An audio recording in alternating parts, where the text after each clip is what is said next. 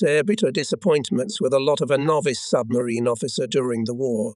With his hand trembling with excitement, he wrote a report requesting to be assigned to a submarine and then waited patiently for a prospective assignment. Sometimes he had to wait for a very long time, but usually he ended up at the training base in Blythe. There the situation was simplified. On one side, teachers with crayons and nautical charts, on the other, cadets with pencils and notebooks. Altogether, they were called the 6th Flotilla. 3 months under grey Northumberland skies, and many hours of daily training in heated collapsible barracks, with a monotonous voice dictating something about the peculiarities of metacentric heights, quickly cooled the ardour of some of the young men. Even the weekly outings to sea began to seem dull and monotonous. Gusts of cold wind biting our fingers brought us the breath of the Arctic. The old submarine would go out to the exercise area, perform a few unexpected acrobatic acts, and risk nothing. We reassured ourselves. There is an active boat of some first-class flotilla ahead of us. 3 months of training camp came to an end, and in accordance with the order it was necessary to take the final examination. We were handed examination tickets and asked to recount what had not yet faded from memory as a result of frequent consumption of Newcastle wines. For us novice submariners, this was another step on the road to the coveted goal. Some passed the exam, answering all the questions concerning the internal structure of the torpedo. Others were excused by the examiner. Others were helped out by the flotilla commander, who kept in his memory how he himself had failed the first exam. Our beautiful dream of serving on a combat submarine bright star shone in the sky, but hid behind the clouds when it soon became known that we were sent to other flotillas as a reserve crew. Reserve crew. The mere mention of it instilled in us a dread comparable to that felt by defendants before a life sentence. We had heard many grim stories of those who had spent years in such a capacity. These submarine officers languished on floating bases, doing odd jobs in various parts of the world, generally doing anything but what they were trained for. The main reason for this phenomenon was the delay in building new boats, and partly the inability of the enemy to sink our submarines as quickly as expected, and so the number of officers trained for submarines far exceeded the need for them. In 1942, immediately after graduation, we were distributed among the flotillas. Some went to Malta, others to Rothsay, others to Beirut. I was assigned to the 9th Flotilla based in Dundee. The train rumbled over the bridge over the River Tay. The cold wind stirred the river water and whistled over the flat roofs. It seemed that I was destined to spend the whole war in places with an abominable climate. Dundee was no better than Blyth in that respect. The 9th Fleet was an international fleet. The boats of the Allied fleets sailed under the red, white and blue flag of British headquarters. There were French, Danes and Norwegians. To top it all off, the harbour was under civil administration, and as such the submarines operated with the kind permission of the harbour inspector, a Scotsman by nationality. Only one British boat was assigned to this flotilla. On arriving at my destination, I found myself the only reserve officer on the base. My duties were quite varied. I was concerned with loading torpedoes and fuel, adjusting compasses, attending trials, had to ensure clear berths for boats returning to the harbour, organising men to assist in mooring and unmooring. In the club dining room, where I dined, was a wonderful establishment. It was always full of women from the Navy Auxiliary. Sailors in a variety of uniforms spoke different languages and drank very exotic drinks. My office was in an abandoned factory building not far from the dock. The furnishings were modest: a desk, a telephone, and a cupboard with office supplies. In the cupboard I found a notebook left by my predecessor. It described in great detail the quirks of the people I was to deal with. This information proved invaluable. That first morning, I arrived at my office at 9 o'clock. It was very quiet. The telephone glistened in the cold February sun. The water in the bay was still and oily with oil. In the distance, a minesweeper ploughed through the water. 2 submarines stood on the quay near the shore. The morning silence was broken by the ringing of the telephone. The staff officer wanted the right boat to be under a certain crane at the right time. I had to leave the office and walk around a bit. It turned out that a large merchant ship was being unloaded at that very spot. I went to the harbour and sought out the harbour inspector. Soon the problem was solved. I gave him some cigarettes and invited him for a cocktail in the club and dining room. Soon the merchant ship was towed to a new anchorage. The working day continued. The visitors from the continent somewhat enlivened the Spartan restraint of Dundee. On Sundays the square was filled with chatty, cigarette-smoking Poles. Their contingent consisted of 200 officers and 3 privates, but for some reason they were all in sergeant's uniform, and it didn't seem to depress them in the slightest. After the pubs closed, we would gather in the cold rooms of the largest hotel in town and drink gin and pepper until dawn. Occasionally we would take a ride down the river in a sailing dinghy, but the strong and unpredictable winds and tides eventually forced us to give up that pleasure. With the onset of summer came the time for tennis and open-air dancing. The streets of the city filled with strolling foreigners. The weather warmed up, the water in the river was clear and cool. For some time I forgot about my cherished dream to serve on a combat submarine, but every time, after seeing the submarine off to sea, I returned to my gloomy office with a stone floor with a heavy feeling. When it became unbearable, I took out a bottle, and life no longer seemed too gloomy. Many people lived like me during the war. At the end of the summer, I was posted to the training flotilla at Rothesay. The old floating base at Rothesay was a temporary home for the equally old submarines of the 7th Flotilla. This flotilla served as a practical training base for submarine personnel, and at the same time loaned its dilapidated boats to various destroyer squadrons for anti-submarine exercises, thus killing 2 birds with 1 stone. Staging courses for officers in command were on a huge submarine that put to sea from Rothesay Harbour. It was always filled with young men burning with a desire to learn how to sink ships and still retain their individuality. The smaller boats were based at Londonderry, Campbelltown, and Tobermory. These were H-type boats built at the end of the First World War. They continued to operate properly despite being operated by novice submariners. Some of these submarines took part in the naval blockade of Brest when the German battleship Scharnhorst was sunk. After bustling Dundee, Rothesay seemed quiet and peaceful. The Isle of Bute, surrounded by green waters, sparkled in the sunlight like a jewel. In the evenings, a thick haze covered the mountain tops. Submarines went out to sea at 8 in the morning and returned exactly at 4 in the afternoon.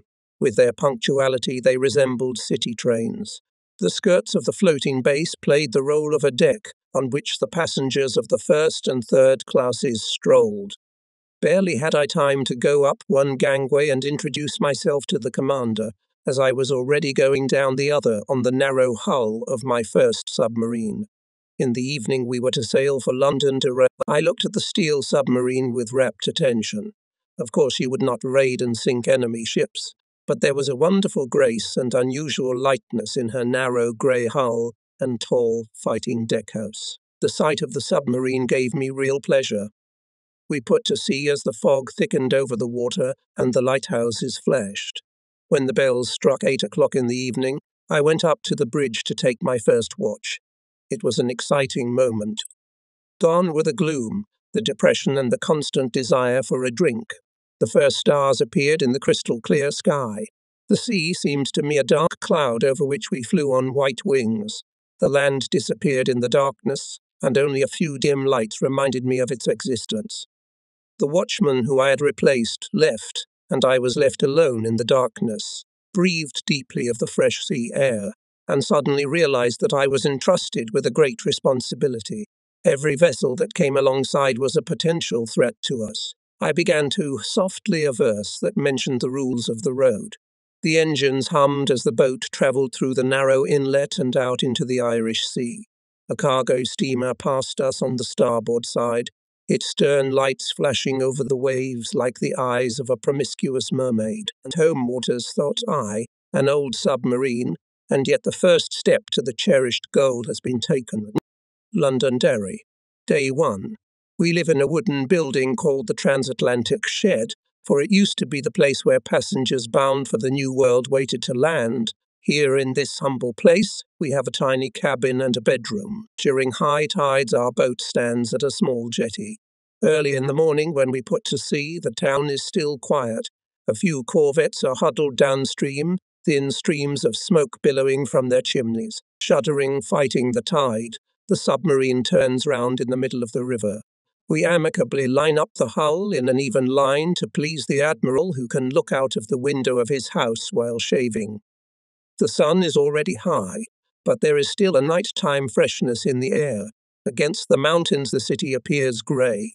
Ahead is the flat surface of the river, like the surface of glass, but its waters hold many dangers. We continue downstream. The houses are left behind, replaced by high hills coloured by the golden morning light. A fresh wind blows in our faces. Before we reach the open sea, we have to pass through a narrow, winding fairway. It takes great skill to guide a boat through it. Many ships have pilots, but we make do on our own. We pass the towns of Portrush and Danagry. Ahead, Lookfoyle Bay sparkles like a tropical lagoon. My mates clearly want to sing. All of us, with the exception of the 3 chief specialists, are new to this business. The commander is taking his post for the first time. We're learning, very proud of ourselves and afraid of failure. One misstep and we'll be left in this flotilla for months. If we prove ourselves on the good side, then in a few weeks we will fulfill combat tasks. High above us a school of ducks, stretched to the hilly shore. A clumsy seaplane flies a little further away and lower, humming its engines. The sun's warmth and the measured hum of the boat's engines put us in a pleasantly relaxed state, but we know we need to be on our guard. This atmosphere of recreational cruising will immediately disappear as soon as the real work begins. Lochfoyle glistens in the sunshine. Some mile away is the shore of the neutral Irish Free State and the village of Mouville. Someone has started a rumour that a German consul has taken up residence in the local hotel and is now watching us through strong binoculars. We smile and wave at him. In response, the glow in the windows of the hotel. The calm water stretches all the way to the mountains of Scotland.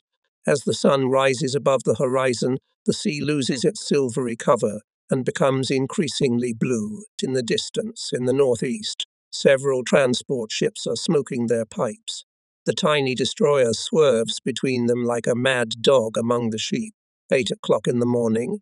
It's time to start training. Daily exercises, called running from the sonar, in the normal course of events did not require much effort on our part.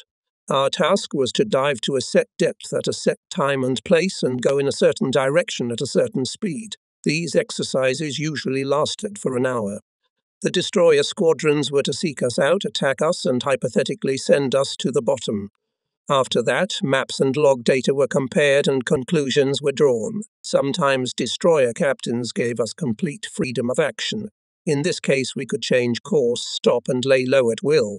On the whole thing is a rather dull affair, but on that first day I was quite interested and learnt underwater fear for the first time. It happened that we were dealing with destroyers, which were manned by some very smart and experienced people. They were practicing a new plan called Operation Malina. It began as usual. We loaded, imitated an attack on the conditional enemy and began to go to a safe depth. For a while, everything went according to plan. We had to stick to a carefully designed minute-by-minute course. I sat in the wardroom, watched the boat's movements on the map, looked at my watch and listened to the commands coming from the central station. There was no danger, and I was quite satisfied with my work. Suddenly the boat tilted violently and went down at an incredible angle. The objects that were on the table fell to the floor. Books, inkwells, and maps flew from the shelves behind me. I was almost buried under the avalanche. From the central station came the stomping of feet and the command, "Full astern." The boat shuddered and slowed down. Air was pumped into the quick-dive tank, and the bow of the boat rose and came to the surface. The boat tilted again, and the avalanche swept through again, but in the opposite direction. One of the spare torpedoes broke through the wooden bulkhead and flew into the wardroom. The tanks filled with air, and the boat surfaced. This small incident ended quickly, and we had no time to realize what had happened. Investigation revealed that the boat went down so rapidly because the aft horizontal rudder had jammed. At the moment the captain reversed, the boat's propellers were kneading the air on the surface, and its bow was a few feet off the bottom. As we surfaced, 2 destroyers whizzed past us. We were lucky that day. Unfortunately, the exercises were not always so exuberant, and we began to be depressed by the monotony of the service, eager to get out of the flotilla and do some real work. It was intolerable to be stuck in the Irish sun, while the attack submarines went to the Mediterranean every week. The nights were clear. We escorted tankers in Lockfoyle Bay, and when we had a day off, we'd race upriver to Londonderry. We'd hire a taxi and go to Mouville, where we'd have lunch and have a good time. When we crossed the border, we did not say we were military sailors, but pretended to be civilian. The Irish Free State authorities often detained members of our crew who crossed the border in the wrong places. We would get a call. We would send a car and return our men to Imperial territory. A month passed. We were assigned to Tobermory, where the days were tinged with the yellow hues of autumn, and the nights were clear and cool. Life became a series of dives, surfacing and training attacks. At night our boat stood alone in the dark bay off Iron Island. Nearby black silhouettes of mountains, somewhere high ducks flew by. The water rippled in the night breeze. We had become so accustomed to the Hebrides that it seemed we were destined to stay here forever. The monotonous routine and the wonderful days of the passing summer had somewhat cooled our ardor and dulled our desire for action. We settled down like leaves blown by the wind from a tree and carried into a quiet corner. And yet we were masters of our craft, experts at diving, surfacing and travelling at 60 feet at 2.5 knots. In September, as the wind changed direction and the heather darkened, I was posted to Barrow-in-Furness, where a new submarine was due to enter service in a month's time. The first time I saw her, I was walking across the bridge, connecting the harbour town of Barrow-in-Furness to the island where the Vickers Armstrong shipyard built submarines and surface vessels. The boat stood in the pre-building basin, grey, in places brown with rust and red-orange with sebubum. It gave the impression of incompleteness and lifelessness. It was only recognisable as a submarine by its long, narrow hull. For the times of mass production, she looked surprisingly lonely. However, there was a plaque attached to the gangway with information that would have helped the workers to recognise her if there were many other similar boats nearby. In the autumn of 1942, the shipyard was just beginning to ramp up production, and while workers were already crowding around the slipways, the finishing basin was surprisingly quiet. Barrow-in-Furness was a cluster of buses, shops, and a bustling crowd of prosperous people. The source of this prosperity, the shipyard, disfigured the skyline with soot-covered cranes, chimneys and masts shrouded in smoke against the September sky. But the sounds of the shipyard did not reach the town, which was protected by a wide stretch of water. The town and beyond were quiet and still, no noise of furnaces, no rumbling of riveters. Nothing spoke of the intense labour on the island. I crossed the bridge, turned right, and sought out the room that was to be our headquarters for the next 6 weeks. There I met a senior mechanic who had been in town for 2 months and had been overseeing the berth of our boat. He made his own drawings of the various devices and argued vehemently with the experts to prove his point. I was the last of the officers to arrive, and I was a non-cadre, so I felt like a crayfish in a pond with goldfish. However, we were not wearing insignia when in the evening we put on civilian clothes and went to the local theatre, where a special box was reserved for officers. The next day I went to the railway station to meet the boat crew.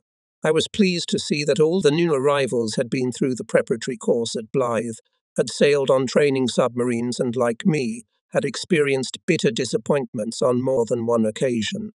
Now, on a clear sunny day, they stepped easily onto the platform, 60 men from all over England and the British Empire, 60 sailors who were to sail from this small western port to distant shores. In groups and singly, they walked confidently towards the railway station. Each carried his own luggage. From the beginning, these men had worked together. The petty officers manned their squads and began training and coaching their subordinates. They lectured and talked to them. At the same time, they obtained supplies and equipment for their boat. Everyone was busy full time. They would arrive at 9 o'clock and have breakfast at the shipyard. Some crew members knew their jobs thoroughly, others felt less confident. We had to deal with each one to find out how he would behave on the battle station. We chose the gun crew and observers, having carefully checked their eyesight beforehand. The boat was not yet finished, and the crew was already in their places. The shipyard workers were sympathetic. Perhaps we were too much into what we were doing. At least that's how it seemed to me at the time. The apparent rigidity with which the commander spoke to us seemed unnecessary to me, until I realized that some of the officers and nearly half the sailors had already been on battle boats and had to be relieved of their overconfidence if we were to become a team. In addition, we had different characters and temperaments. Most of the petty officers were experienced submariners. The gunner, for example, a big brute with a long beard, knew his job perfectly and treated his gun like a favorite woman. Personnel officers were almost invisible because they calmly and confidently carried on duty. At the same time, there was a traveling salesman and a bricklayer among our torpedoists, and a French hydrophonist who had previously worked as a grinder. These guys got off the train on that memorable September morning. Both shared equally in the honors for successes and the censure for mistakes, took risks and endured the hardships of service together. They were all part of the crew that made the boat obey, so I have no need or desire to characterize each of them. We were one crew and felt our unity as we ploughed the oceans or went ashore. The first ship we sank was a credit to each and every one of us. The crew of the floating base supplied us with shells, food and fuel. The shipyard workers built a boat with a hull made of steel that their country gave them. Thus everyone worked for victory. Sunlight falls into our half-empty square room through a dusty window. At the window overlooking the Dostorechny pool, there is a long table at which we sit with the mechanical engineer. In the far corner, the assistant commander is typing slowly on a portable typewriter. The crew commander struts around the room, reading the morning paper. The commander of the torpedo warfare unit is now in disgrace. Before breakfast, he went duck hunting and accidentally discharged a shotgun blast in the direction of several members of the Women's Auxiliary of the Air Force, who were at that moment bent on trying to free the attachment of a barrage balloon. No one was hurt, but the torpedo commander decided to get the hell away from the boat for a while. I don't know what to do. Everyone is doing something, and for the 100th time I am smartly going over the list of ship's property and checking sextants. My thoughts drifting to the open sea with the lucky ones who have left Barrow and are now on patrol duty, so the clock ticks loudly. I think the commander is watching my back with a certain amount of irony. I guess navigators always feel out of place in the shipyard. At 11 o'clock, we all go together to the completion pool. The water is green and still. Our boat is in the middle of it. She's ready for her first dive. Like a lift, we slowly sink to the bottom and then surface. There's no risk to the shipyard workers. We climb into the boat and wait at the main station for the leak test to begin. The air pressure in the boat is raised to a certain value. If the air does not escape, then the water cannot penetrate into the boat. At 12:30, the tank vent valves are briefly opened, and the boat is lowered a few inches. Slowly and carefully, this process is repeated until the entire hull is underwater. The mechanics walk around the boat with an important and thoughtful look. This is their time. Later on, the chief mechanic will have to prove the importance of his position many times to the assistant commander, who is in charge of the electrical part and personnel. Such a wide range of authority is a bit annoying for the squad leaders. Tests are going well. The boat is not leaking or lurching. We surface, and the shipyard representatives make an entry in one of their many charts. R3339. Test dive. Satisfactory. We climb out into the sunshine and happily breathe in the fresh air. A hearty breakfast awaits us in the shipyard canteen. It's Saturday, so we finish work at noon. We have big plans for the day. Ahead is a grand tea party, a merry evening, and in the afternoon, a trip to the cinema. We will return to the hotel far after midnight, full of impressions. Gin and autumn ozone. At last we left the swimming pool. Gliding lightly through the water, the boat passes under the bridge that has been raised for the occasion. It does not yet belong to us. Civilians hang around among the crew. The company representatives want to make sure that their baby is healthy and ready for the long voyage. Sunday morning, we have breakfast on board with the crew of the accompanying Danish patrol ship. Our insides are burning with curried chicken, and the hangover that has been bothering us since the farewell party is almost gone. It's a lovely day, but here at sea we feel a little lonely. City's bright green waterfront is just around the corner, and those shipyard workers who have been working with us until the last moment are already concentrating on the next submarine. If for us the first departure to the sea is a very significant event, then for the city and the shipyard it is quite ordinary. During the war, submarines left the slipway for the finishing pool, and from the pool to the sea in an endless stream. And yet the shipyard workers must remember the number painted in white on our fighting deckhouse. Perhaps one day they will read in the morning paper of our exploits and remember how inspirationally we practiced in the unfinished boat. Once away from the shore, we turned north and crossed Liverpool Bay in the evening. The diesels vibrated.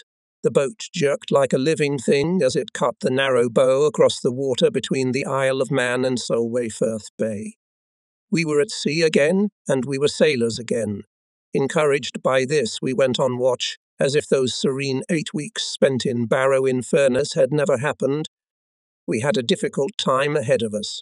3 months of intensive training, and then sailing with the Chief of Training under his watchful eye. During this time, the submarine would become an obedient tool in our hands. It would dive and surface, send shells and torpedoes at the right time and in the right direction, obeying the slightest movement of our fingers. The sun was setting. To the right on the traverse was Cape Galway. By the time we left the Irish Sea, the darkness of night had fallen over the horizon. We looked eastward to where the sun was about to rise with the eyes of yesterday's schoolboys, preparing for a new adult life, and our hearts were full of hope.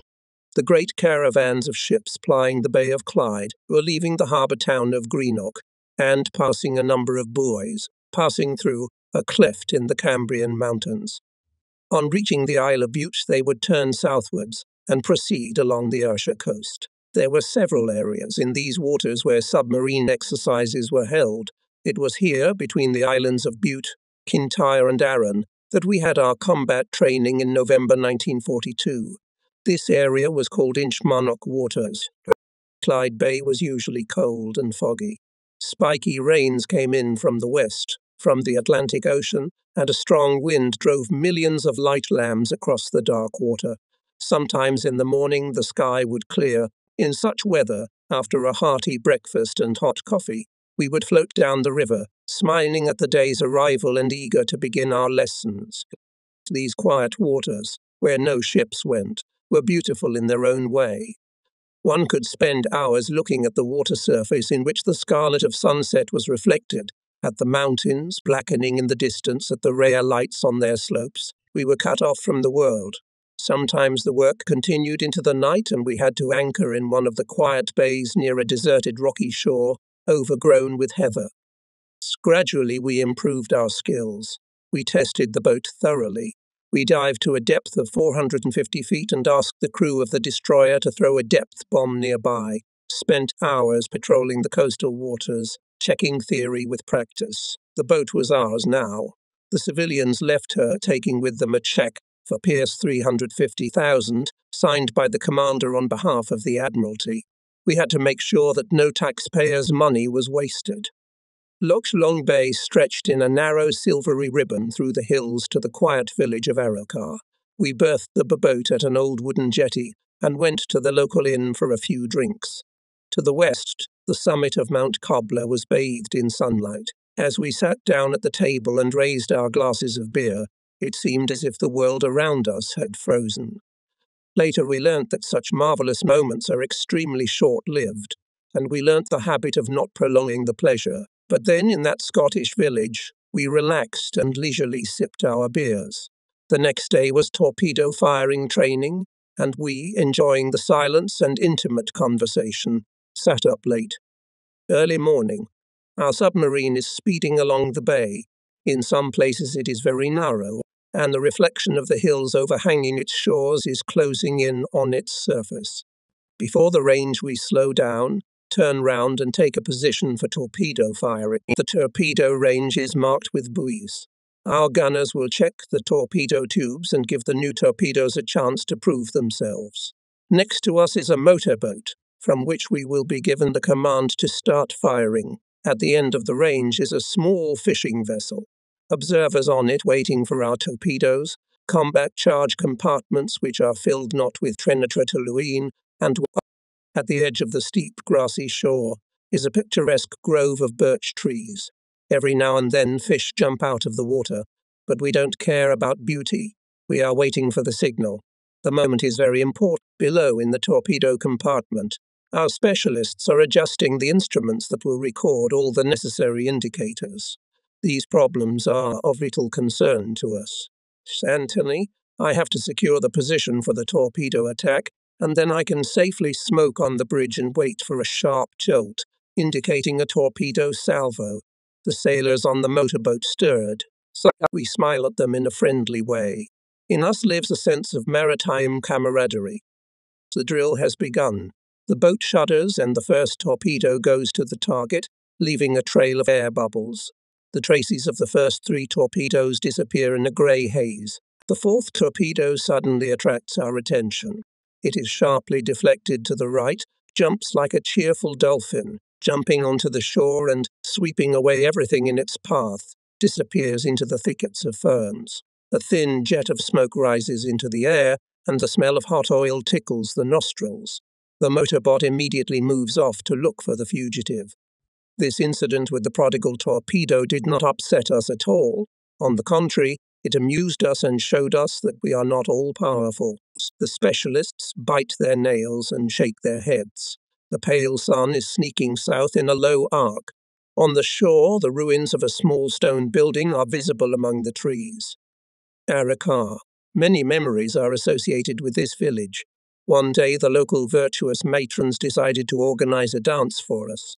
However, most of our lads were not in a hurry to go to the dance hall. They were quietly finishing their beers in the inns. The few who were on time climbed up on the stage with the musicians and played a song about our submarine, ignoring the girls standing against the walls and the angry looks of their mothers. I even hiked up Mount Cobbler with one mate. We left the hotel after lunch and walked up a gentle slope overgrown with heather. Our boat, anchored in the middle of the bay, got smaller and smaller as we climbed. As we overcame the first hill, we could see the summit directly in front of us, a huge rocky cliff jutting into the sky. The day was drawing towards evening, and we hurried upwards. It was getting chilly. Our clothes, e.g. grey flannel trousers and stiff collar overalls, were too light for such a serious ascent. We reached the summit as the sun was sinking below the horizon. We came to the edge of the cliff, and far below we could see the bay and the twinkling anchor lights of our boat. The strong wind was burning our faces with the breath of the Arctic. It became quite dark, and we hurried down.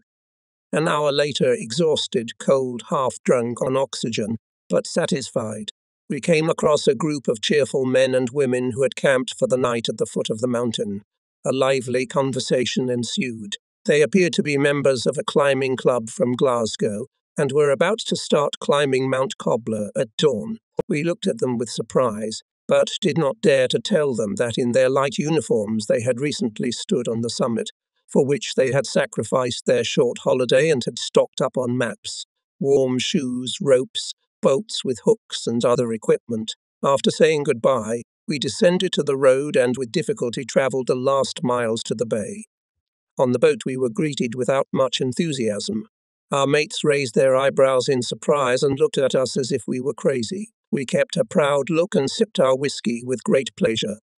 After a few days of torpedo firing, we got tired of it, and we were glad to see that our boat was stern to Arakar, leaving the observers on shore. As we were speeding along the bay, the commander noticed a stone ruin among the trees on the shore and decided that it would make a good target for machine gun practice. The boat was stopped 500 yards from the target, and the machine guns were brought onto the bridge. The aiming point was a chimney on the roof of a dilapidated building. The sun was shining brightly. Machine gunners pointed their weapons at the target. "Fire," sounded the command. Shots rang out. Several strings of red tracer bullets raced towards the forest. Small puffs of dust rose from the dry leaves on the ground. The target remained untouched. The commander's face darkened, and he ordered the 20 Merlicon to open fire. Muffled gunshots echoed in the silence. 2 bricks fell off the chimney, but it held. A little while later the Erlikon fell silent, and the gunners reported with a guilty look that it had jammed. The commander snapped his fingers and gazed longingly at the 4-inch gun. We waited, holding our breath. A moment later the order rang out. Gun crew to take position at the 4-inch. Load 1 set for live fire training. Range 50. Deflection 0. The gunners shouted one by one. A shot rang out, making the treetops shake. A cloud of black smoke rose above the boat. A wall of yellow dust covered the target. When the dust settled, we smiled. The chimney disappeared, and with it the whole building. Alarmed birds flew over the place where it had stood. With a sense of accomplishment, we continued on our way. Some time later a letter arrived from the head of the local forestry committee, saying that on a certain day and hour an English submarine had shelled and destroyed a building on the shore of Loch Long Bay, where forestry workers usually hid from the weather. The tone of the letter was polite, but its content was that the matter was serious and should not be pursued. The letter was brought to us in the morning, with space left at the bottom for notes. The commander took a pencil, wrote, "Sorry," and signed. That was the end of the incident. In mid-November, we returned to Inchmarnock waters, where we continued intensive exercises. At night, when the beacons were lit, we conducted training attacks, striking with torpedoes, cannons, machine guns, and so on. We used signal flares, radar, direction finder, and other aids. We would dive to great depths, and experts would use a huge microphone to assess the loudness of every mechanism of our boat. After the classes, we most often returned to the floating base in Holy Loch Bay and spent the night in a modest local hotel. We knew that our cherished wish to participate in combat patrols of our waters would soon be fulfilled. It was not without incident. One dark, foggy evening, we received an order to take up a position for a live fire training exercise against a surface target. Visibility is terrible, and despite our best efforts, it is impossible to see the target in the dark. But we love our weapons and are ready to demonstrate our skills. First, we must fire a few flares, and, while the flares are parachuted down, fire a salvo of live rounds. The flares are fused and must explode high in the sky above the target. For firing, the gun barrel is raised at an angle of 45 degrees to the horizon, which corresponds to the maximum range of fire. After firing the flares, we load the live rounds, reduce the range to 1,000 yards, and wait for the target to appear. We prepare very carefully. The lights of the town of Saltcoats glow in the distance. From the bridge we can see the gun barrel raised, ready to fire the first salvo. We are thoroughly cold, and the whole undertaking seems too difficult. The other 2 submarines, which were to have participated in the firing with us, have retreated and are now probably halfway home. We peer into the darkness and seem to spot the dark outline of the vessel towing the target. We do. We open fire. It's all happening very fast. The guns are booming. The flares have a small charge, so there's no flash when they fire. The sound is a bit muffled. The first 3 shells have gone into the sky, and then something strange happens. The next shot is deafeningly loud and resounding. The shell whistles off into the night. The angle of elevation of the barrel is still 45 degrees, so this shell will fly 8,000 yards. The gun crew freezes in surprise. Someone had loaded the gun by mistake with a training shell filled with sand, and now it is whistling towards the shore. We look anxiously at the lights of Saltcoats. The signal lamp is flashing. The firing is cancelled. We turn round and, riding the tidal current, make for home at full speed. Before the bar opens, we have time to take a bath, change clothes, and discuss the events of the past day. This prospect makes us happy. As far as I know, that shell never reached the Ayrshire coast, but perhaps in years to come, It will be discovered by archaeologists studying the traces of our civilization. I wonder what they'll think.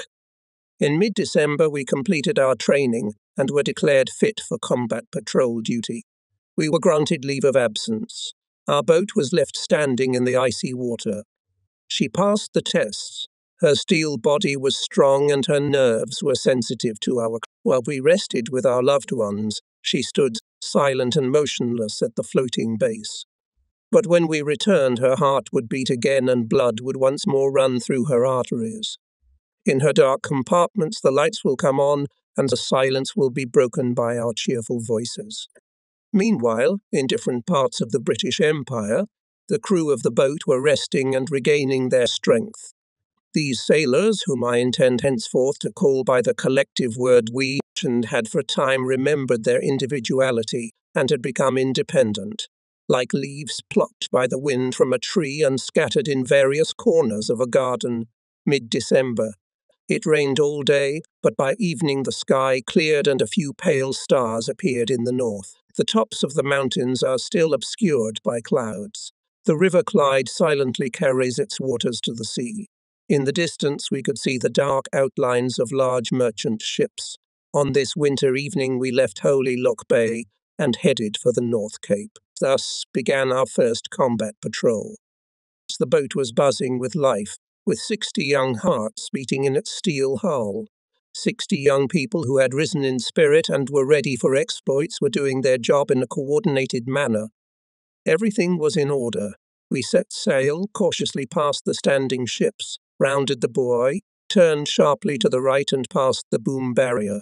We sailed past the town of Rothesay and the Cambrian Mountains, past the islands of Ailsa Craig and sat in these coastal landmarks, and fishing boats suddenly seemed old and familiar. Every buoy seemed to echo the floating base's last light signal, happy hunting. The corvette accompanying us went far ahead and gradually dissolved in the thickening dusk.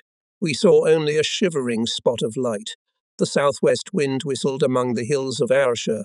Behind us was a Polish submarine, followed by another English submarine. We were on our way to Lerwick, a town on one of the Shetland Islands, to refuel before continuing on to replace our comrades patrolling the waters near the deep Norwegian fjords. We did not have to reacquaint ourselves with service and life on the boat. We listened to the gramophone, ate and slept. On the bridge, clad in windproof suits and storm jackets, we shivered and huddled together like chickens. It was daylight, but not much had changed, except that we could see grey waves with white caps. The sea beat against the bow of our boat, flooding it with water, but the submarine persevered northwards, leaving the Isle of Mull, Stornoway and Rath behind. We had left the calm waters of the Hebrides and were heading for the edge of the world, towards the vast cold expanse of water. No ships were seen here. The Orkney Islands appeared briefly and disappeared in the pre-dawn twilight. Again we were left alone. To the Shetland Islands. Our boat approached them in the evening. A cold wind was blowing. Towards nightfall, rain fell and darkness fell around us. Visibility became minimal. The flashing light of the lighthouse was barely visible. We began to approach the side barrier very slowly and cautiously. The vessels accompanying us disappeared into the darkness. There was a 6-inch Aldis signal lamp on the bridge, but its beam could not penetrate the wall of rain, which fell into the water with a loud noise like that of vapour escaping. Suddenly the darkness on the right side of the bow was cut through by the bluish light of the corvette's searchlight, and we saw the rocks. The ship seemed to be heading straight for a rocky cliff, but we ourselves had to be cautious, and we kept a sharp lookout ahead. Someone spotted a boom and bew eyes. They were too close. The command sounded, "Full reverse." The boat shuddered. As luck would have it, the rain intensified. The beam of our lamp flickered towards the stern and highlighted the rocks, distinct shadows around which the waves were foaming. I think we were lucky that night. Perhaps God had answered our silent prayers. In any case, we got through the boom safely, although we hit 2 signal buoys on the way and extinguished them. But by then we had everything under control. We sailed quietly through the harbour, which was not sheltered from the wind, and anchored close to shore. A small fishing boat, pulled up with pink-cheeked, clumsy men. They brought us everything we needed and listened to our complaints and wishes. We went down into the boat with them, and a bottle of whiskey softened our stern faces. Everyone sipped the strong drink with pleasure. The blood ran faster through our veins, and the smiles on our faces became more cordial. Suddenly the boat rocked with a bang. It turned out that the Polish submarine, having passed the side barrier, had rushed on at full speed, hitting our boat with its bow. She was thrown back and landed on a sandbank in the middle of the harbour. The third boat stayed outside the harbour all night. At dawn, I was on anchor watch and watched the sun rise over the Shetland Islands. First, the wind-driven clouds in the east turned orange. Gradually, the gloomy, treeless islands emerged from the darkness. It dawned and I noticed smoke coming from the chimneys above the small houses. Suddenly, from the west, where it was still dark, a flock of seabirds appeared, flying quite silently. It seemed to me that the wind had increased, but it was really because I could now see the waves lapping against the shore. The sunrise took me by surprise, as its glittering rays swept over the hills, and in an instant the world around me was transformed. The blues changed to greens and browns, and the water turned golden. Night changed to day, and I suddenly felt very tired. See on the map, the route from Lerwick to Cape Nordkap, off the northern tip of Norway, seems straight and level. Staff members were plotting our route in warm, well-lit offices. During the war, we became a point on the map, a small object capable of delivering a certain amount of explosives to an enemy camp, a modern-day Trojan horse. From the focal point, located on the map near Lerwick, neatly numbered lines routes went off in different directions. Along these lines moved submarines, carrying out a blockade of German line ships. Neither storms nor cold could prevent the methodical movement of points on them. In order to make life easier, the staff officers sometimes drew a flag with the number of the boat over such points. We studied our route on the map and sailed north, leaving the land behind us. A stiff wind blew at our back. Sense of satisfaction that we had finally set sail was somewhat dulled by the responsibility I had. I was responsible for ensuring that our boat kept to its intended course and travelled at a constant speed. The slightest deviation from the course threatened danger. Bombers watching the surface of the sea could mistake us for an enemy boat and bomb us, so I was extremely focused. Strong winds and currents made my task more difficult. When the sky was covered with clouds, I had to calculate the route. There were rumours that Cape Nordkap had very strong tidal currents, and that the fjords were very similar to each other. Astronomical navigation was seldom used in the northern latitudes, as for a number of reasons it is very difficult to determine the exact altitude of the luminaries in these places. This was my first voyage as a navigator. I was a little nervous, but I felt more confident with a lag chart and tide tables than with a sextant and a nautical astronomical yearbook. At the time our boat turned eastwards, heading for the coast of Norway. The moon was in the third quarter. The weather was frightful. A gale-force southwesterly wind was blowing. Salt spray whipped our faces as we kept watch on the bridge. The waves were surging and crashing on us. The boat itself could not be seen under the churning foam. Only the bridge remained above the water. After such a duty, the sailors returned to the boat soaked to the skin and dried their clothes in the engine room. That's how we fought the sea. Perhaps somewhere nearby, overcoming the waves, was going to the Atlantic Ocean enemy submarine, but we did not think about it. The storm was a common enemy to all sailors. The boat continued to move northwards. It got colder, the wind died down. By the time the coast of Norway and the snow-covered mountains came into view, the weather had improved. We dried our clothes thoroughly in preparation for a fortnight's patrol inside the Arctic Circle. Night watch near Cape Nordkap, a week before Christmas. We are cruising near the entrance to the fjord about 5 miles offshore. The speed is slow and the engines are almost inaudible. There is no wind, the reflection of the moon frozen in the still water. It's bloody cold. Without gloves, my hands freeze instantly. The three of us stand silently on the bridge with binoculars in our hands.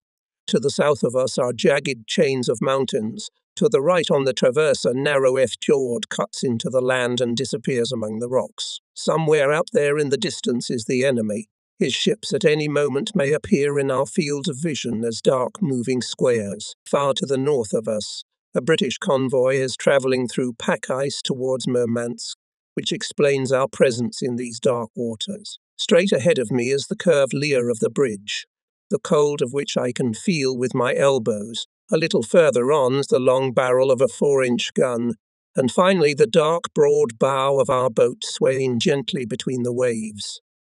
In the southwest, a pale streak of light appears over the hills, the beam of a harbour searchlight. After searching the dark sky, it disappears. I begin to freeze, and just in time my shiftman appears. His face is so wrapped up that only his eyes and mouth are visible. It was like this every night. Every night we fought the cold and saw mountains covered with snow. When the wind picked up, the sailors were soaked through with sea spray. At times it was windless. Often we thought we saw ships sneaking along the shore, but every time the alarm was false. During the full moon, I tried several times to determine our coordinates by the stars, but the results were poor.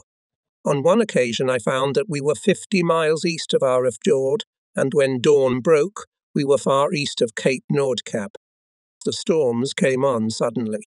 The boat would dive to 100 feet, but even there it would chatter a good deal. It was not easy to steer the boat at periscope depth, and we would occasionally pop to the surface like a float, although the quick dive tanks were filled with water.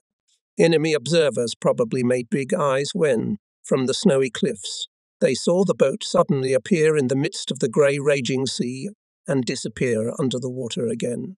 I think it was the only bright spot in their grey days. We are sitting at the dinner table. The night is surprisingly quiet and our plates and glasses are quiet. After keeping watch, the assistant commander returns. His nose is the colour of a lobster claw. I never cease to be amazed at the endurance of the human organism, he says, and begins to undress.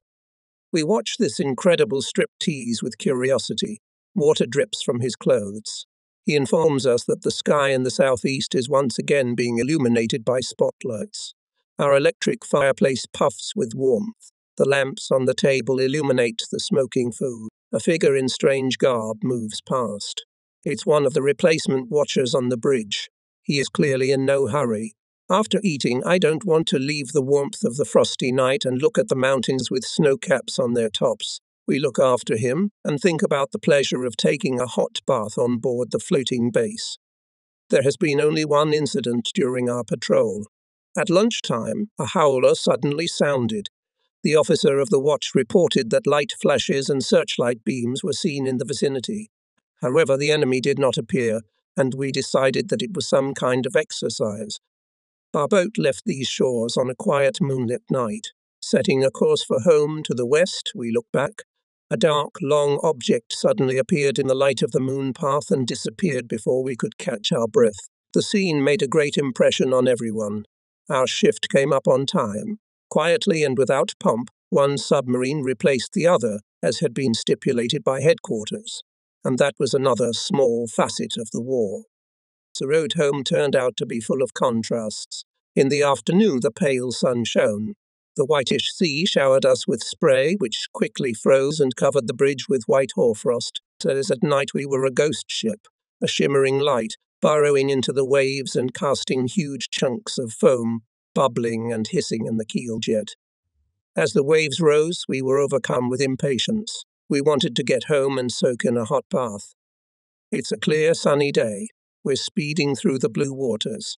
The bridge, covered with a layer of ice, is a marvelous sight. Because of the ice, the girth of the gun barrel has reached 2 feet.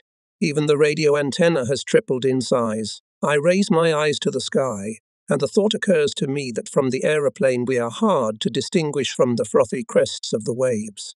The eyes of the observers gleam from beneath knitted hats, eyelashes covered in frost. Despite the frost, it is a marvelous day. We are happy because we are coming home. Our boat set sail at midnight and headed for the Strait of Gibraltar. It was very dark, the wind was blowing, and it was drizzling rain. We were all extremely excited to be out to sea again, but for fear of forgetting something, We returned to our cabins on the floating base several times to make sure we had not left anything behind. Another boat was to come with us. At 12:30, we gathered in the small wardroom. All our belongings were scattered on the floor. There was a lot of swearing. It turns out that the assistant commander's storm coat had been taken somewhere. Near midnight, rain stopped and a few dim stars appeared in the sky. The mountains look at us glumly from above. We stand on the bridge and check the compasses. It is still very dark. The lanterns illuminate our silent faces. We begin to test the running lights. Red light flashes, then green light. Faces turn scarlet, then greenish-white. It's getting dark again. Here on the bridge, there's none of the hustle and bustle that's down below. The weather is improving. The sky to the south is almost clear of clouds.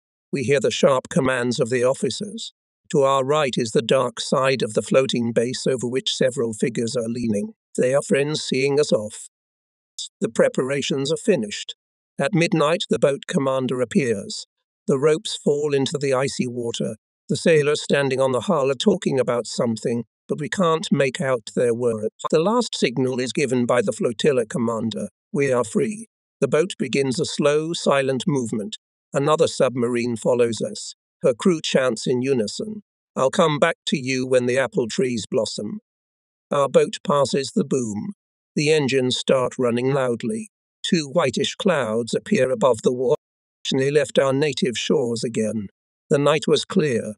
Here and there sparkled the lights of passing ships. At dawn, the boat left the mouth of the river and turned south. By this time, everything had been put into position, and the bustle had ceased. Sailors were quickly and easily drawn into the routine of the overwater passage. Most of all, they were glad to see that the Arctic was behind them. At that time, the world had learnt about the successful landing in North Africa. More and more American flags were appearing in British coastal waters. Those ships we met had travelled 3,000 miles through storms and trials. The front line was not far from New York Harbor. Moving south, we thought and talked a lot about the war. Suddenly the subject became interesting. Now, war was not something that was written about in the newspapers or talked about casually in the dining room of a floating base. Events in North Africa had quickened the beating of our hearts. As we continued to remain spectators, we felt it would soon be our turn to take the stage. As the flotilla's navigational combat unit commander said, "Gibraltar, second turn left." Our passage was smooth and uneventful, but we did not relax. Mindful of the Coast Guard and the Royal Air Force, the sharp-eyed bloke serving there who carried out airborne anti-submarine patrols hardly knew that the British Navy possessed vessels that looked like submarines. Therefore, spotting one of these hot Hudsons in the sky, we would immediately dive. Even at night, we never let our guard down. We could be detected by a searchlight and bombs would follow. No matter how much we ironized about the capabilities of these planes and the number of submarines they supposedly sank, we did not want our small stock of wine to be destroyed by British trinitrotoluene. Thus, warbling with pencils and geographical atlases, we came ever closer to the Strait of Gibraltar. As we moved southwards, the sun warmed more and more, and we could physically feel that the Arctic was moving away. We increasingly enjoyed standing on the bridge, leaning against the leering. So we began to believe that the higher powers were favorable to us. The first encounter with land was successful and somewhat unexpected. Cape San Vicente appeared on the horizon as we traveled slowly through the warm waters. Soon the mountains of Andalusia showed themselves in a haze of mist. If the encounter with Portugal was an undoubted navigational success, the shores of Spain brought other thoughts. Spain had openly sided with the enemy, and we looked at these mountains with mixed feelings. We had yet to meet the Spanish ships and find out what they were worth. When Cape Spartel appeared on the traverse, we realized that we were approaching the Mediterranean. But there were many difficulties ahead of us. Strong currents picked up the boat and carried, so that we reached the Mediterranean Sea, moving zigzagging and making great efforts not to hit the coast of Africa. I understood why German U-boat commanders were awarded the Iron Cross for going through these waters in an underwater position. It was a risky venture. In the Strait of Gibraltar, we felt the breath of war. Witness such an episode. On the horizon appears Cape Europe. To the south, on the sun-drenched waters, is moving towards Algeria. A large meeting ships with the help of signal lamps ask us who we are and where we are going, then go on to fulfill their tasks. We pass by the ships in battle formation. Yellow flames burst out of the barrels of their guns. There is a training firing at an unknown target. The sounds of firing come to us after some time. Several destroyers are proudly sailing past in the direction of the harbour. Some ambitious minesweeper has decided to act as our escort. We try to adapt to its speed, but it is not easy. The helmsman obviously does not pay attention to us. The island of Gibraltar is getting closer. First the port appeared, then green hills with white houses scattered on the western slopes. The observation and communication post is signalling us with a powerful blue lamp. We are being relayed a message from the fleet admiral and told where to dock. We signal a reply, moving cautiously behind our overly independent anchor. There are many vessels in the bay. Tankers, seemingly overloaded or underloaded, landing boats, cruising yachts, merchant ships, Red Cross vessels, Spanish vessels, surprisingly coloured in peacetime, all stand swaying in the light wind and gleaming in the setting. Our boat slowly approaches the entrance to the harbour. As if displeased at being muted, the engines snort and smoke angrily. We pass the boom and switch on the engines. All around we see the aftermath of the events in North Africa. Hulls of ships with no bow, no stern, no both, ships with broken bridges. Some ships look undamaged, but behind their shiny sides there are ruined engine rooms. There are many such ships in dry docks. We moored near another submarine. An officer came aboard and provided us with useful information about local conditions and traditions. The sun had set, and the air was cold. Wine and glasses were taken out. Strangers became friends overnight. We liked our new fleet. The cold and bleak north was left behind. As we shifted glasses, the army made its way through the Tunisian night. The darkness in the bay was broken by the beams of searchlights. Diesel boats patrolling the harbour dropped depth charges into the water at regular intervals. The war was close at hand. Submarine warfare in the Mediterranean was very different from warfare in the Arctic. One of the main reasons for this difference was the translucency of the water. The Italians were methodical and skillful in their anti-submarine warfare. We were dealing with a very strong enemy with the most modern weapons, except for the rocket launcher, which at the time used only the Germans. However, the Italian submariners also had enough problems. They had already begun to disturb our destroyers, attracted from the Atlantic Ocean to protect the sea route to North Africa. The intensity of hostilities everywhere was increasing. Whatever we say about the Italian Navy, their destroyers were also making progress. Small Italian patrol ships were diligently cruising between Messina and Bizerte until the last day. We had no reason to laugh at these tireless labourers. On the island of Gibraltar, under the Spanish sun, we drank and spent the evenings in idleness. Sometimes there were drills during the day, but after sunset we could always be found in one of the bars on the beach. Dancing partners were always in short supply.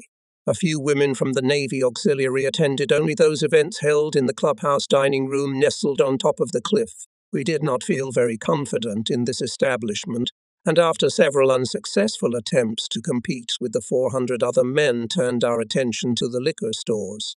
Gibraltar had one major advantage: a warm climate. For us, it was a blessing. The Spanish women made eyes at the crew, and the crew remained strong, alert and able to appreciate the dubious charms of these swarthy creatures. However, the time of rest was coming to an end, and it was time to get down to business. We were sent to the area of Alicante to search for and pursue ships trying to break through the blockade. These vessels posed a great danger, but they were not easy to detect. We were supposed to gain experience patrolling in warm waters during the short nights. The Germans had crossed the border in the south of France. Some ship owners decided to make capital by establishing connections between the blockaded Spanish ports of Valencia, Alicante and Palermo and the French ports of Marseille and Toulon. So the Mediterranean fleet did not have enough ships to combat this scourge, and Royal Air Force aircraft were active in the east. We were to hunt for a fortnight in Spanish territorial waters for these daring craft. We put to sea at night. History was repeating itself. Admiral Nelson had once sailed from Gibraltar under cover of night on the Vanguard, bound for Toulon, where he intended to find Napoleon. These calm waters were familiar to English sailors. Here they had fought many naval battles. Often victorious, sometimes luck was on the enemy's side. For many years almost nothing has changed. It seemed that time has no power over these bays and coves. The Sierra Nevada mountains loomed to the left on the traverse. The night was warm. Leaving behind the Spanish fishing boats which daily entered the harbour and, in fact, were German spies, we changed course and headed north towards Polaris. A large Spanish liner swept past, sparkling with lights like a meteor. Good-natured beacons flashed from the shore, both to their own and to their enemies. The dots on the map took on the outlines of real objects of the terrain. Tathan was passing. The hands on our watches were counting down the seconds and minutes incessantly. The afternoon watch. I and 6 other sleepy men sit in slack postures at the centre post. It's siesta time when everyone is resting. The dim lamps illuminate the room with an unpleasant orange glow. There is complete silence. Through the eyepiece of the periscope I see a day we cannot enjoy with the seabirds. The sea is very calm. Even the algae floating on its surface can be seen. Ahead, high mountains rise up to the clouds. In the distance, a few white sails flutter in the wind. I can't wait to breathe in the fresh air, full of the smell of the sea and the near shore. Looking at it, it is not very pleasant to smell the odour of fuel, oil and sweat with my nose. At night we have the opportunity to inhale the odours of the sea, but see very little. During my watch, we approach the harbour of Alicante. On hills the colour of mud stands the yellow and white city. Beyond the brown sluice gates we can see the masts and chimneys of ships, dark and distinct against the blue background, playing merrily in the sun with coloured sails and bow waves. A fishing flotilla passes by. The scenery loses some of its charm as it disappears to the east. For the next 10 days we continued our vigil, like a giant curious Tom, watching the shenanigans of the Spaniards living along the coastline. We soon learnt the routine of the harbour.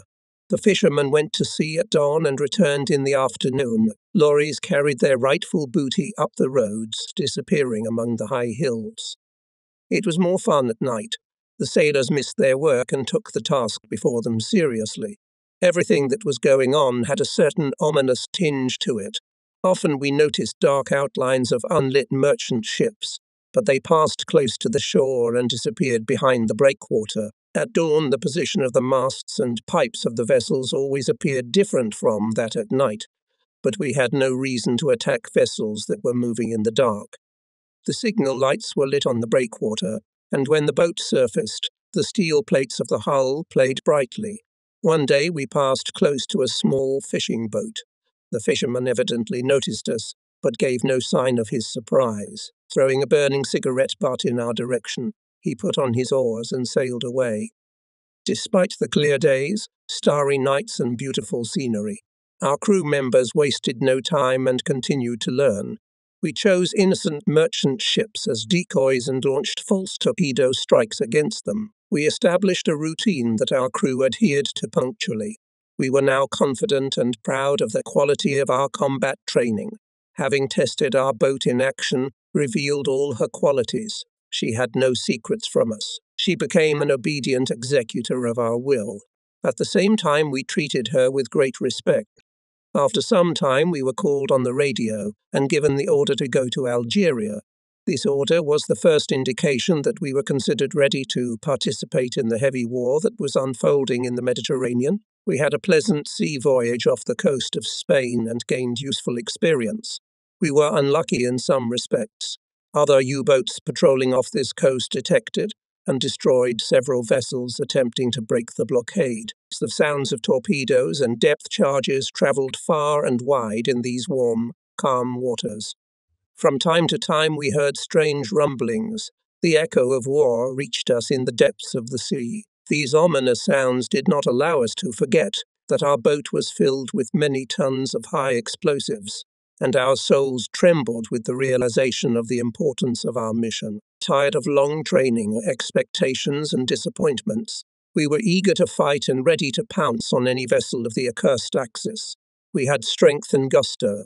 The only thing we lacked was an enemy target.